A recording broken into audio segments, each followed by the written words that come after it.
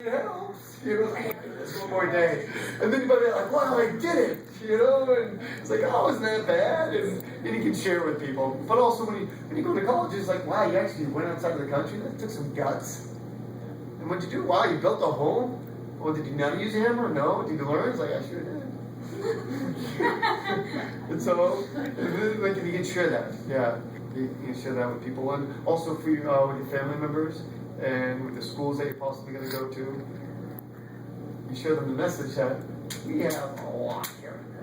And it's a beautiful thing. We have the opportunity in a safe environment, we share what we have with others. Okay. Do we go to the beach? We do, actually. Yes. It depends. Okay, we usually go. Okay, beach is pretty sweet. All right, but if you don't come, because what happens sometimes, you'll either come down with a group of 30, okay, or you'll come down with a group of like 150. All right, so it's kind of neat. It's kind of like, who's ever been to summer camp here? Did everyone like summer camp? Yeah. Oh, I love summer camp. Oh, it's great. I did that in Flagstaff for many years. Well, it's kind of like summer camp, but you build a house, okay? And at the same time, and like we'll play a lot of sports and things like that. Probably one of the days, usually, especially when there's a lot of people there, we try to make it down to the beach. And the waves are awesome. Father Michael Soteris, you know him? He's actually the priest down at St. Constantine in Hell. Does he have a son? His son, no. His son Nicholas, Luke, and Alexander. Yeah. But one of the boys loved surfing. And he looked at those waves, he was like, now those are waves! Because someone comes out right here, you can see the waves are like he took out a surfboard, he was surfing down there. Which is fun. That's the main reason you go. It's so perfect. Do we interact with the kids? Excellent question. Like after we're done building, can we like talk to them and like hang out with them? Yeah, what we usually do is like, this is where we have prayers and also eat. We eat. Usually come down and we have meals together. Usually dinner for sure, if not breakfast also. At lunch, you'll eat at the site. And so when you have meals and also when we do prayers, we do prayers together. But then in the afternoons, like we play soccer here, or we play basketball, and you spend time with them. And so it's fun. They love company. They're really nice guys. Yes. Where do we get the fish tacos? Fish tacos. That's very important.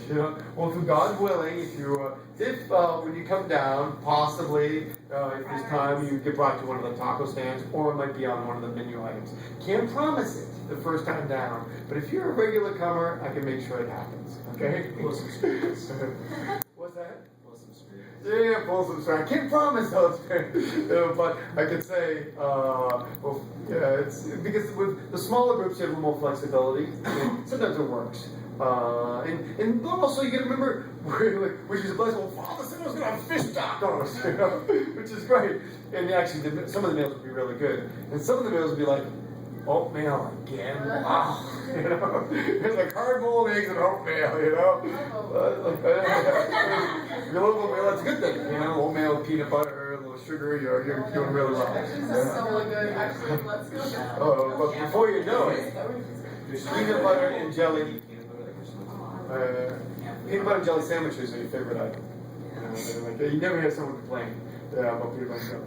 And so it's a blessing. Yeah, it's a blessing. And so with your interaction with the boys, you'll have through God's grace, you'll have plenty of interaction. Because there's 30 boys there. 30 boys. The youngest one is 7. And the oldest one, we have several in high school and several in college also. And so with this 30, they definitely keep you on your toes. So do these boys go to like colleges in the U.S. or are they always in Mexico? Usually in Mexico. Yeah, usually in Mexico. Just the situation with crossing the border is a little difficult. It is a little difficult. They usually go to Mexico. With one at law school right now. We have another one studying culinary arts. We have another one studying graphic design. So it's questions? Oh, no. Okay. Are any of them fluent in English? Like how fluent are they? Some of them, probably there's 30 boys there.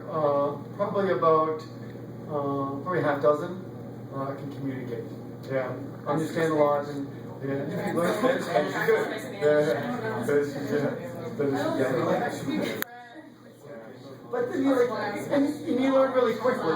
Yeah, I'm always like my emotions when you Oh gosh. Well, then, my son, So I'll